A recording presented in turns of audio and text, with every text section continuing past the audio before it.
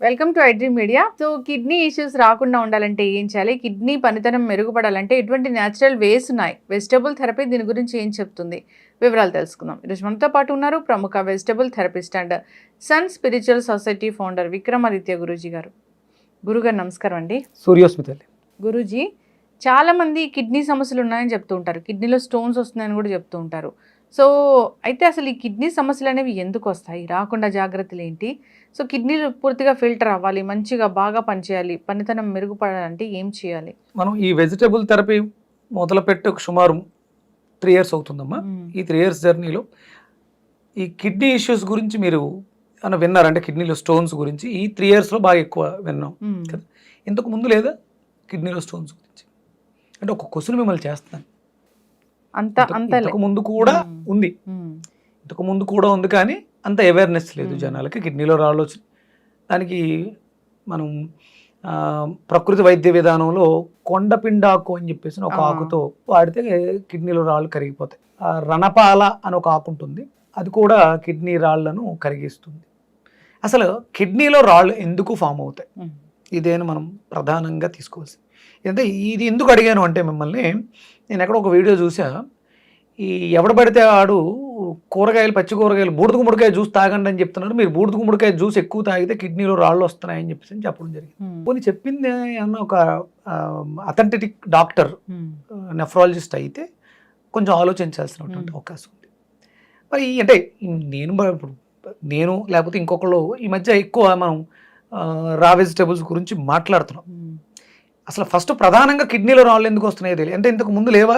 ఇప్పుడు కూరగాయల జ్యూసులు తాగడం వల్ల కిడ్నీలో రాళ్ళు వస్తున్నాయి. అక్కడ ఏమవుతుందంటే, మనం ఎవరైతే చూస్తున్నారో వాళ్ళని కన్ఫ్యూజ్ చేస్తున్నాం.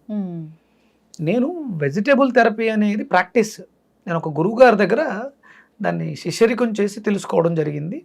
ఆంధ్రప్రదేశ్, తెలంగాణలో దీని గురించి అవేర్నెస్ తీసుకొచ్చాను బాగానే. ఇదంటే ఇంకెక్కడా లేదా అంటే ఉంది, మీకు మిగతా వాటిల్లో కూడా ఉంది, తక్కువగా మాట్లాడతారు. ఇది ఇక్కడ కొంచెం ఎక్కువగా మనం జనాలకి చెప్పడం జరిగింది. సింపుల్గా సైలెంట్గా కూర్చొని ఒక కన్సల్టేషన్ పెట్టుకుని హ్యాపీగా మనం వైద్యం చేసుకోవచ్చు. కానీ ఇది జనాల్లో అంటే ఎక్కువ మంది, ఒక 100 మందిని మనం చూడలేం, కొన్ని వేల మందికి మనం చేయలేం.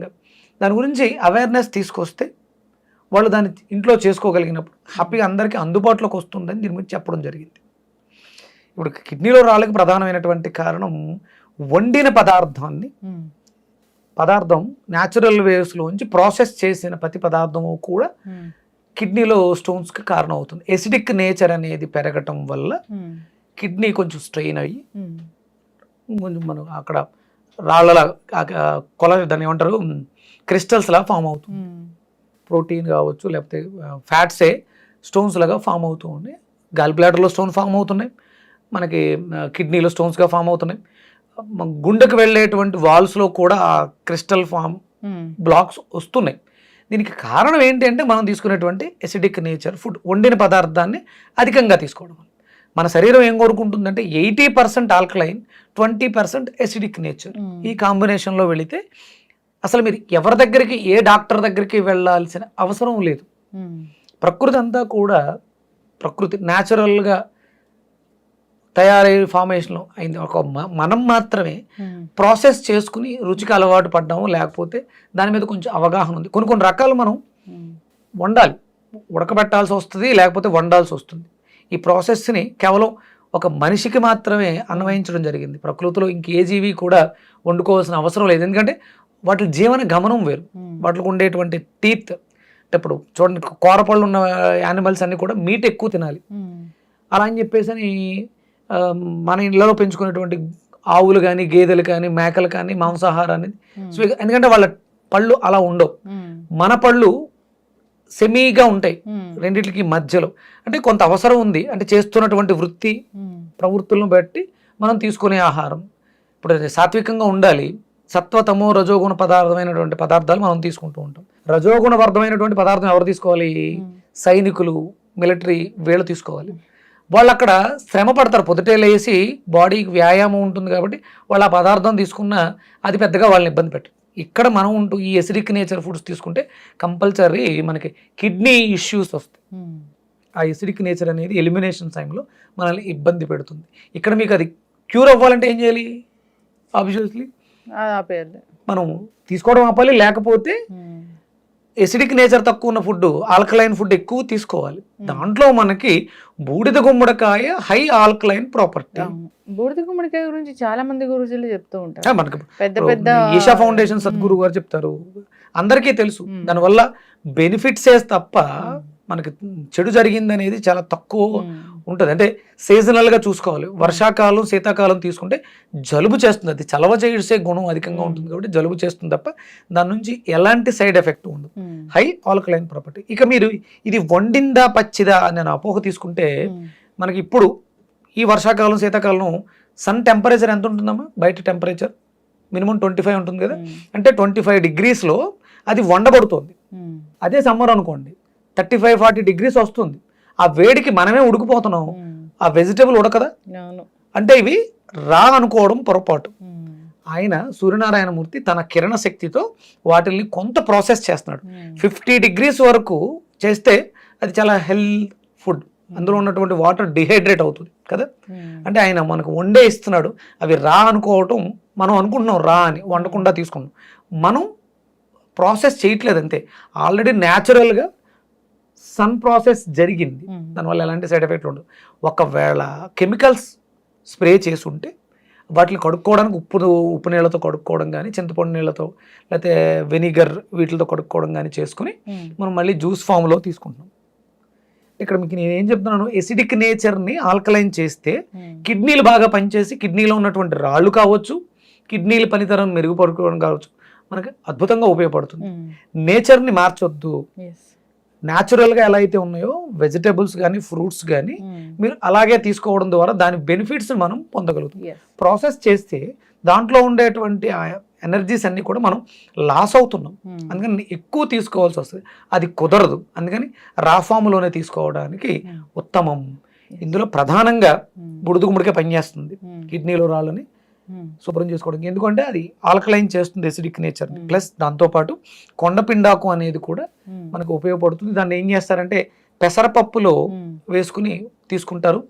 పచ్చిగా కూడా దంచి రసం తీసుకుని దాంట్లో కొంచెం జీలకర్ర ధనియాలు వేసి రసం తీసుకుని తాగితే కూడా కిడ్నీలో రాళ్ళు కలుగుతాయి. అలాగే వంకాయ కిడ్నీలో రాళ్ళని ఛేదించడానికి అద్భుతంగా ఉపయోగపడుతుంది. వంకాయ జ్యూస్, వంకాయ కర్రీ, మీరు వంకాయ కూర తిన్నప్పుడు యూరిన్ ఎక్కువ వెళ్తాం గమనిస్తాం మనం.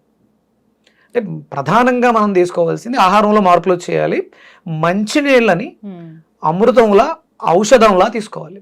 నిలబడి గటగట తాగడం కాదు, కూర్చొని మాధవన్ గారు చెప్పినట్టు మంచినీళ్ళని నమలాలి. ఎక్కువసేపు నోట్లో ఉంచుకొని లాలాజలం ఆల్కలైన్ ప్రాపర్టీస్ దాంతో మేళవించాలి. ఒక కప్పు ఒక సిప్ తీసుకున్నాం, దాంతో ఒక సిప్ లాలాజలం యాడ్ అయితే అది ఆల్కలైన్ అవుతుంది. ఈ కిడ్నీలో రాళ్ళు కరిగిపోవడానికి అవకాశం ఏర్పడుతుంది. అసలు ఫామ్ అవ్వకుండానే చేస్తుంది. ఎప్పుడు మంచినీళ్ళు తాగినా గుర్తుపెట్టుకోవాలి, దాహం వేసినప్పుడు మంచినీళ్ళు తాగాలి, ఆ తాగేటప్పుడు కూర్చునే తాగాలి. మ్యాక్సిమం బాటిల్స్ సీసాల్లో వాటర్ తాగకూడదు. సర్ఫెస్టెన్స్ సాంద్రత తక్కువగా ఉండాలి శుభ్రం చేయాలి అంటే. సాంద్రత ఎందులో వస్తుంది అంటే పాట్స్ కుండల్లో వస్తుంది. మట్టి కుండలో నీళ్లు మనకి చలువ చేస్తాయి, ఇలాంటి ఇష్యూస్ రాకుండా చేస్తాయి. అది కిడ్నీలో స్టోన్ కావచ్చు, గాల్ బ్లాడర్లో స్టోన్ కావచ్చు. స్టోన్స్ అన్నింటిని కూడా కరిగించడానికి జలం ఉత్తమం. మనకి ఈ కొండపిండాకు, అలాగే పెదపల్లేరు చూర్ణం అంటారు. పల్లేరు కాయలు ఇసుక నేలల్లో వెళ్ళినప్పుడు చిన్న చిన్న కాళ్ళకి చెప్పులకి గుచ్చుకుంటాయి, కాయల్లా ఉంటాయి. అవి కూడా మూత్రాన్ని ప్రేరేపిస్తాయి. దాన్ని తీసుకోవడం ద్వారా మనకి కిడ్నీలో రాళ్ళు కరిగిపోవడానికి అవకాశం ఏర్పడుతుంది. ఎసిడిక్ నేచర్ ఫుడ్స్ని తగ్గించండి, ప్రాసెస్ ఫుడ్స్ తగ్గించండి. అలాగే షుగర్స్, పంచదార ప్రాసెస్డ్ ఇది దేన్ని పూర్తిగా మానేయాలి. మైదాపిండి పూర్తిగా మానేయాలి.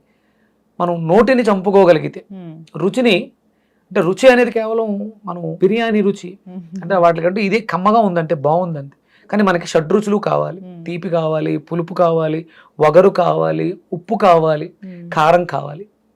ఈ షడ్రుచుల్లో లేని టేస్ట్ ఇంకేదన్నా టేస్ట్ చేస్తే అది మనకి ప్రమాదాన్ని కొని చేస్తుంది. ఖచ్చితంగా గురుగారు చాలా చక్కగా చెప్పారండి. అసలు పూర్తి స్థాయిలో కిడ్నీలు పాడైపోకుండా ఉండాలంటే, ఎందుకంటే మీకు డయాలసిస్ పేషెంట్లు ఎక్కువైపోతున్నారు. కిడ్నీ రీప్లేస్మెంట్ డోనర్స్ ఎంతమంది ఉంటారు, అందరికీ పాడైతే డోనర్ ఎక్కడ దొరుకుతాడు? అందుకని ఏంటంటే ఆ ప్రమాదం రాకుండా ఉండాలంటే మనలోనే అవేర్నెస్ రావాలి. డయాబెటీస్ ఉన్న వాళ్ళకి కిడ్నీలు డ్యామేజ్ అయ్యే అవకాశం ఎక్కువ, ఎవ్రీ ఆర్గాన్ మీద ఎఫెక్ట్ ఎఫెక్ట్ పడిపోతుంది, హార్ట్ మీద పడిపోతుంది. ఖచ్చితంగా. అందుకని మనం ఆ డైజెషన్ వ్యవస్థలోనే దీన్ని నిర్మూలించగలిగితే సమస్య రాదు. మనం ఎవరిని తిట్టుకోక్కర్లేదు, వాళ్ళు దోచేస్తున్నారు వీళ్ళు దోచేస్తున్నారు అని తిట్టుకోకలేదు. సమస్య మనం తెచ్చుకుని అవతల వాళ్ళ దగ్గరికి వెళ్ళి అవకాశం ఇచ్చి వాళ్ళు ఏం చేస్తారు, ఆ సమస్య రాకుండా మనం జాగ్రత్త పడాల్సినటువంటి బాధ్యత మన మీద ఉంది. ఎస్, ఖచ్చితంగా గురుగారు చాలా చక్కగా చెప్పారండి. కిడ్నీ ఇష్యూస్ ఎందుకు వస్తాయంటే చాలా చక్కటి విశ్లేషణ అందించారు. రాకుండా జాగ్రత్తలు తీసుకోవాలని కోరుకుందాం. ఎసిడిక్ ఫుడ్ని అవాయిడ్ చేయాలని కోరుకుందాం. నిజంగా ప్రాసెస్డ్ ఫుడే జంక్ అంటే అది నిజంగా జంకే. సో దాన్ని తీసుకోవడం వల్ల మనం కూడా ఈ విధంగా అయిపోతూ ఉన్నాము. రకరకాల హెల్త్ ఇష్యూస్ వస్తూ ఉన్నాయి. సో వాటిని తగ్గించుకోవాలని కోరుకుందాము. ఈ హెల్తీగా మెయింటైన్ చేయాలని కోరుకుందాం. గుమ్మడికాయ జ్యూస్ చాలా బాగా పనిచేస్తుంది. నేను మీరు చెప్పిన తర్వాత చాలా అంటే రెగ్యులర్గా తీసుకుంటూ ఉన్నాను. ఎక్సెస్ ఎప్పుడు తీసుకోకూడదు. ఏదైనా కానీ వాట్ ఎవర్, అది మంచి ఫుడ్ అయినా ఎలాంటి ఫుడ్ అయినా కానీ. అతి సర్వత్రా వర్జితం Yes. ఎప్పుడైనా సరే. చక్కటి ఇన్ఫర్మేషన్ అండి. ధన్యవాదాలు. సూర్యస్మిత.